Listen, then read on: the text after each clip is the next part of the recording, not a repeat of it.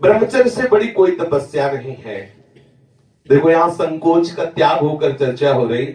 आप असत आचरण करने में संकोच करें, लेकिन असत आचरणों से कैसे बचा जाता है उन युक्तियों में संकोच मत मांगे। महादेव जी कहते हैं ब्रह्मचर्य अर्थात वीर्य धारण करना महान उत्कृष्ट तप है, भगवत प्रसन्नता का प्रधान हेतु है। इससे बढ़कर कोई तपश्चर्या तीनों लोकों में प्रसिद्ध नहीं है। जो ऊर्ध्वरेता अखंड ब्रह्मचारी है वो पुरुष नहीं, वो साक्षात भगवत स्वरूप महादेव है। इस मार्ग में कोई किसी भी संप्रदाय का हो, किसी भी परंपरा का हो, ब्रह्मचर्य की विशेष आवश्यकता है। जब तक आपके जीवन में ब्रह्मचर्य का संयम नहीं होगा तब तक आपको भगवदानंद की प्राप्ति हो ही नहीं सकती। ये जो हमारा अखंड भजन नहीं होता, जो हमारे हृदय में उत्साह नहीं बढ़ रहा भगवत प्राप्ति का, उसका कारण है ब्रह्मचर्य का नाश। जितना एक कामुक व्यक्ति अंधा होता है उससे बढ़कर कोई अंधा नहीं होता। नेत्र दोनों फूट जाए उसे अंधा नहीं कहते, उसको तो मार्ग नहीं दिखाई देगा। लेकिन जो कामुक पुरुष है, जो मदांध है, जो विषयों में अंधा, उससे ज्यादा अंधा कोई नहीं होता। लोक परलोक सब कुछ नष्ट कर लेता है। ब्रह्मचर्य की अपार महिमा है, परंतु आज हमारे नीच वातावरण में ब्रह्मचर्य को धूल धूसरित किया जा रहा है। ये महापुरुषों के वचन है, बिल्कुल अक्षरशः सत्य है। एकांत में चिंतन मनन करने के बाद आपकी श्रवणेंद्रिय तक पहुंच रही है बात। आज की नीचता, आज का मनोरंजन ब्रह्मचर्य को धूल धूसरित कर रहा है, ब्रह्मचर्य का नाश कर रहा है। कोई समझ ही नहीं रहा कि कितनी बड़ी हम भयानक गलती कर रहे हैं। ये वीर शक्ति हमारे प्रभु की अद्भुत कृपा है। अगर इस पर हम दृष्टि डालें तो आप जिस मार्ग में चलना चाहेंगे उस मार्ग में आपको बहुत बड़ा बल, बहुत बड़ा संबल, बहुत बड़ी सामर्थ्य मिलेगी ब्रह्मचर्य से। ये भगवान की कृपा शक्ति है। जो इसका पतन करते हैं निसंदेह हो किसी योग्य नहीं रह जाते। ब्रह्मचर्य का ह्रास जीवन का नाश अर्थात मृत्यु, संपूर्णतया सत्यनाश, सर्वनाश, मृत्यु, ब्रह्मचर्य नाश, सुख का नाश, आरोग्य का नाश, तेज का नाश, विद्या का नाश, बल का नाश, सामर्थ्य का नाश, स्वातंत्र का नाश, धर्म का नाश, भजन का नाश ब्रह्मचर्य के नाश पर है। यदि आपने ब्रह्मचर्य नष्ट कर दिया तो आप किसी काम के नहीं रह गए। आधार स्तंभ टूट गया तो चाहे जितना सुंदर भवन हो नष्ट हो ही जाता है। धर्मनाश होने से संपूर्णतया नाश माना जाता है। जिसका ब्रह्मचर्य नाश है वो कभी भी धर्म से युक्त नहीं रह सकता। हमारे स्वास्थ्य की संपूर्णतया वृत्तियों को बिगाड़ देने वाली ये चेष्टा है। मरणम बिंदु पातेन जीवनम बिंदु धारणात्। ये भगवान शंकर का अमिट सिद्धांत है कि जो वीर के साथ खिलवाड़ करता है वो साक्षात मृत्यु का वर्ण कर रहा है। जो वीर को रोकता है, धारण करता है, वो अमर है, वो भगवत स्वरूप हो जाता है। ब्रह्मचर्य ही जीवन है और ब्रह्मचर्य का नाश ही महान मृत्यु है। ब्रह्मचर्य ही स्वस्थता है, ब्रह्मचर्य का नाश ही महान रोगों का निमंत्रण है। जो अपने इस जीवन शक्ति, वीर शक्ति को नष्ट करते हैं उनका लक्षण है वो चिड़चिड़े स्वभाव के हो जाते हैं। थोड़ी सी बात में बहुत गर्म हो जाते हैं, दूसरों को अशांत बना देते हैं, खुद अशांत बने रहते हैं। थोड़ी थोड़ी बात में वो बहुत बड़े अपवित्र कार्य कर बैठते हैं। जिन्हें ब्रह्मचर्य व्रत रखने की बात जिनके जीवन में आए वो महाक्रोधी हो जाते हैं, ईर्ष्यालु हो जाते हैं, पापात्मा बन जाते हैं और घोर विषयों के गुलाम बन जाते हैं। जैसे जैसे उनकी जीवनी शक्ति नष्ट होती वैसे वैसे उनको लगता है कि विषय में सुख और है, इससे नहीं तो इससे, ऐसी वासना बढ़ करके उनकी महादुर्गति हो जाती है। यदि आप अपनी इंद्रियों को नियंत्रित नहीं किए, आपने अपने को संयम में नहीं रखा तो सबसे बड़ी मूर्खता कर रहे हो। आप ठगे गए, अपने आप से आप ठगे गए। सावधान, जिसने अपनी इस जीवनी शक्ति का अपव्यय कर दिया उसका जीवन नष्ट हो जाता है, कुछ भी करने लायक नहीं रहता। वो केवल एक नाटक होता रहता है, अंदर अंदर उसको वही चिंतन चलता रहता है उसी विषय सुख का। और अवसर आने पर ना प्रगट में अवसर ना आया तो चिंतन मात्र से। देखो, इस शरीर में कहीं भी वीर की शक्ति की थैली नहीं है। जैसे पित्त की थैली, ऐसे ऐसे अलग अलग, ऐसे कहीं भी कोई कोष नहीं है। कोई ऐसा शरीर में स्थान नहीं है जहां से आज भी डॉक्टर ऑपरेशन करके निकाल सके कि देखो ये वीर शक्ति का स्थान है। हर नस नाड़ी में वो व्याप्त शक्ति है। जब आप मन से संकल्प करते हैं उसी समय वो पूरे शरीर से संचित होकर एकत्रित हो जाती है। उस एकत्रित होने वाली नाड़ी का नाम है मनोवाह। और जिस समय आपने कामता पूर्वक संकल्प, आगे वर्णन आएगा, संकल्प किया उसी समय आप बेकार हो गए। वो भले किसी कारण से बाद में वो शक्ति नष्ट हो, लेकिन बेकार आप उसी समय से हो गए। इसलिए सावधानी पूर्वक गंदे क्रियाएं, गंदे लोगों का संग और गंदे विचारों को अपने अधीन किया जाए। ब्रह्मचर्य के अभाव में हृदय सूखने लगता है। भगवत प्राप्ति की क्या, संसार की उन्नति की भी भावना नहीं रह जाती। लोग परलोक सब उजड़ा हुआ नजर आता है।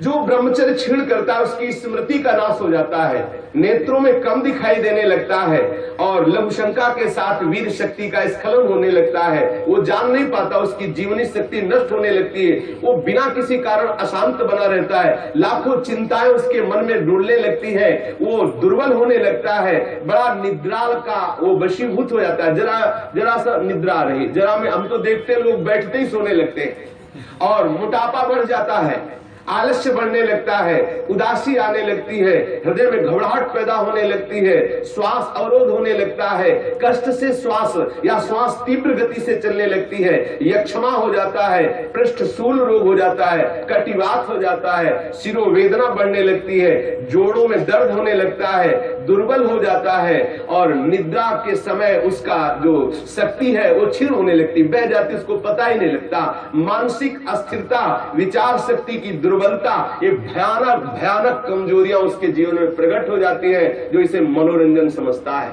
सावधान, अगर आप अशांति से हटकर शांति में जाना चाहते हो, दुख से बचकर महासुख का अनुभव करना चाहते हो, तो ब्रह्मचर्य पर दृष्टि दीजिए। ब्रह्मचर्य चारों पुरुषार्थों का, धर्म अर्थ काम का मूल है। ब्रह्मचर्य भोग और मोक्ष प्रदान करने वाला है। वीर अनंत अनमोल सिद्धि है। इसी वीर के बल से जिस देवता को चाहो तुम अधीन कर सकते हो, उसके नाश से तुम पूर्ण पतित नीच बन सकते हो। बिना ब्रह्मचर्य धारण किए हुए कोई पुरुष कदापि किसी भी श्रेष्ठ पद का अधिकार नहीं प्राप्त कर सकता। वीर भ्रष्ट पुरुष कदापि पवित्र नहीं, कदापि धर्मात्मा नहीं, कदापि महात्मा नहीं हो सकता। वो दंभ और पाखंड भले कर ले। बिना ब्रह्मचर्य के प्रत्यक्ष इंद्र भी तुच्छ है, पद दलित है। साधारण मनुष्यों की तो बात है क्या, परमार्थ के पथ पर या व्यवहार के पथ पर जिधर भी तुम जाना चाहते हो, अति आवश्यक है ब्रह्मचर्य। समस्त विद्याओं की सूक्ष्म रहस्य को प्रकाशित करने वाला ब्रह्मचर्य, समस्त वैभवों की सिद्धियों को प्रकाशित करने वाला ब्रह्मचर्य, समस्त सौभाग्य का उदय करने वाला ब्रह्मचर्य। ब्रह्मचर्य सर्वश्रेष्ठ मंत्र है, ब्रह्मचर्य सर्वश्रेष्ठ तपस्या है, ब्रह्मचर्य सर्वश्रेष्ठ बल है, स्वतंत्रता है, महान उन्नति है। ब्रह्मचर्य ही हमारी संपूर्ण सिद्धियों का एकमात्र बीज है, रहस्य है। जो साधक या जो गृहस्थ 20 वर्ष अगर गृहस्थ में जाना है तो 20 वर्ष तक किसी भी स्थिति में ब्रह्मचर्य नष्ट नहीं होना चाहिए। यदि ब्रह्मचर्य नष्ट करते हैं तो वो गृहस्थी के योग्य नहीं रह जाते। उनके घर में भ्रष्टाचार होता है, संतानें भी होती है तो वही होती है जो किसी योग्य नहीं रहते। शास्त्र के सिद्धांत से चलने वाले उपासक को, अर्थात भगवत प्राप्ति के मार्ग में चलने वाले उपासक को चाहिए, अगर वो गृहस्थ है तो जब ब्याह हो उसी के बाद शास्त्र मर्यादा से ब्रह्मचर्य खंडित करे, ये उसका उपासना का स्वरूप ही माना जाएगा। लेकिन यदि वैरागी है, भगवत मार्ग का पथिक है, तो अष्ट मैथुनों से बचे। गृहस्थ हो तो उचित संतानोत्पत्ति के लिए भगवत प्रार्थना से युक्त होकर, हे करुणा निधान, मैं आपकी आज्ञा का पालन करने के लिए अपने ब्रह्मचर्य को क्षीण करता हूँ। आपकी कृपा प्रसाद से मैं आपकी प्राप्ति के लिए गृहस्थ धर्म रूपी पूजा आपको स्वीकार करने के लिए प्रार्थना करता हूँ। प्रभु, ये पूजा है, आप स्वीकार कीजिए। वो गृहस्थ धन्य है जो ब्रह्मचर्य पूर्वक संतानोत्पत्ति की क्रिया करके भगवान की आराधना करता है। जो विरक्त संपूर्ण रूप से ब्रह्मचर्य है उसको विशेष साधना नहीं करनी पड़ती, अपने आप भगवती स्मृति अखंड होने लगती है, क्योंकि महाआनंद स्वरूप ब्रह्मचर्य है। महाआनंद, आप सोच भी नहीं सकते कि ब्रह्मचारी को कितना आनंद होता है। जो ब्रह्मचर्य धारण करता है उससे अपार आनंद, अपार सुख प्राप्त होता है। सभी सुखों में सर्वाधिक नष्ट करने वाला सुख एक काम सुख है, सबसे ज्यादा पतन करने वाला यह सुख है, सबसे ज्यादा नाश करने वाला सुख है। इसलिए सावधान, विषय सुख के लिए आप अपने ऐसे अमूल्य जीवन को नष्ट मत कीजिए। पहले जो गृहस्थ जन होते थे ब्रह्मचर्य, 25 वर्ष तक तो सब कोई ब्रह्मचर्य रहता था, चाहे वो गृहस्थ हो, चाहे वो विरक्त में जाना हो, चाहे वो जिस मार्ग में जाना हो। 25 वर्ष तक तो सबकी नींव ब्रह्मचर्य से युक्त होती है। अब 25 वर्ष तक तो हजारों दुर्गति हो जाती है, क्योंकि ऐसे ऐसे साधन चल चुके हैं, ऐसा कुसंग हो चुका है, वो दृश्य देख देख करके उनकी भावनाएं दूषित हो गई, वो अपने को नष्ट कर लेते हैं। फिर क्या रह गया जीवन? ये अमूल्य मनुष्य जीवन किस काम का रह गया? जब 10 वर्ष ब्रह्मचर्य रहकर भगवत भजन करके संतान उत्पत्ति करते थे तो उन माताओं के गर्भ से कोई भगवत प्राप्त करने वाले साधक पैदा होते थे, या कोई महावीर पैदा होते थे जो देश की रक्षा के लिए अपने प्राणों को समर्पित कर देते, जो समाज को सुख पहुंचाने वाले ऐसे बालक पैदा होते थे। ब्रह्मचर्य के बिना पूर्ण, चाहे गृहस्थ हो चाहे विरक्त हो, कोई भी हो, वो पूर्ण पशु जीवन है, पूर्ण पशु जीवन है। सांसारिक व्यक्ति बनकर के मत अपने जीवन को नष्ट करो, आप अपने हाथों से अपना नाश कर रहे हो। ध्यान रखो, ये गलती जो तुम कर रहे हो ये आपको दोबारा मनुष्य जीवन मिलने वाला नहीं है। ऐसी गलती करके तुम्हें बहुत पछताना पड़ेगा। मौज मस्ती, लोग काहे की मौज मस्ती? धर्म मर्यादा का नाश करके, गुरुजनों की बनाई हुई शास्त्र मर्यादा का नाश करके तुम सुख प्राप्त कर सकते हो। कुछ समय मिला कर लो, जो करना है। ऐसे भयानक रोग पैदा होंगे कि मरोगे, कोई पानी देने वाला नहीं मिलेगा। ये सब नाटक भूल जाएगा। इसलिए शास्त्र और गुरु की बनाई हुई मर्यादा के अनुसार चलो, तो ही संसार में भी तुम सुख का अनुभव, जहां नहीं है सुख वहां भी अनुभव कर सकते हो, यदि शास्त्र और गुरु की मर्यादा से युक्त रहोगे, उनके बनाए हुए विधान के अनुसार चलोगे। ये जो आजकल सब चल रहा है ना, ये बहुत हानिकारक है। जिसके जीवन में छोड़ दो, जो जिनका ब्याह हो गया वो अपने पति को छोड़ करके दूसरे पतियों के, पुरुषों की तरफ कामुक दृष्टि से देखती है, जानते हैं उनकी क्या दुर्गति होती है? हाँ, पति वंचक परपति रति करई, नौरो नरक कल्प शत परई, और विधवा होए पाए तरुणाई, अगला जन्म होगा और वैधव्य को प्राप्त हो जाएगी। जो पुरुष अपनी पत्नी का त्याग करके पर स्त्री से गमन करता है तो नरक में जाकर के उसको तपाए हुए लोहे की लाल लाल ऐसे स्त्री आकृति से उसे हजारों वर्षों तक चिपकाया जाता है और जलता रहता है। वहां मरना तो है नहीं। ऐसा मत सोचो कोई देख नहीं रहा। जैसी थरिवंश नरक गति दुर्भर यम द्वारे कटियत नख छीके, वहां ऐसा हिसाब है कि कहां छीका, किस लिए छीका, और आपकी नाक काट दी जाएगी।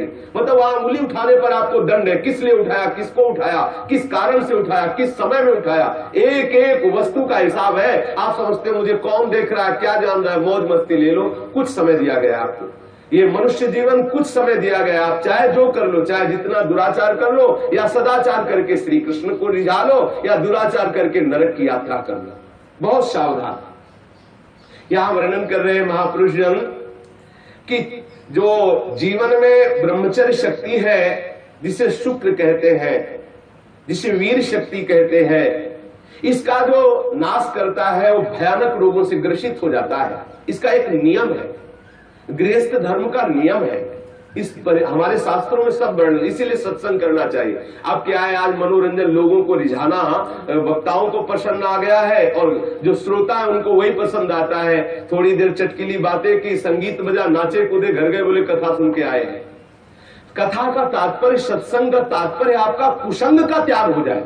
आप जो दुर्गुण दुराचार प्रवृत्तियों में रत है उनका त्याग हो जाए, उससे सत्संग। मानो सत्संग सुन के आए तो आपको थोड़ी देर तो खो जाना चाहिए।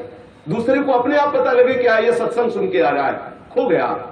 अपने अंदर की कमियों को देख देख करके वो रो रहा है, हे करुणा निधान, मैं इतना नीच हूं, अभी तक तो मैं जान ही नहीं पा रहा था कि ये गलतियां हैं, मैंने कितनी गलती की, हे करुणा निधान, अब मुझे इन गलतियों से उबारो। सत्संग वो वस्तु है जो अपनी ब्रह्मचर्य शक्ति को नाश करता है, तो उसकी शारीरिक शक्ति नष्ट हो जाती है। चेहरा पीला होने लगता है, चेहरे में झुर्रियां पड़ने लगती हैं, नेत्रों की शक्ति जाती रहती है, नेत्रों के आसपास नीली नीली रेखाएं प्रकट हो जाती है, आंखें धस जाती हैं और चेहरे में वो कांति नहीं रह जाती, अर्थात कांतिहीनता आ जाती है, याददाश्त नष्ट हो जाती है।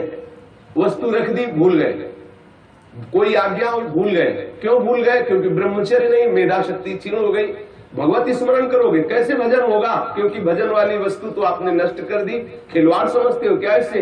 ये मनुष्य जीवन आपको मिला है भगवत प्राप्ति के लिए। सावधान, संतान भी प्रकट होगी तो महावीर और भगवान का प्रेमी महात्मा पैदा होगा यदि आप ब्रह्मचर्य से रहोगे। और कुमारगामी रहोगे तो अप्पू गप्पू पैदा होंगे, फिर जूतों से मारेंगे आपको और बुढ़ापे में पानी नहीं देंगे, सड़ोगे ऐसे पड़े।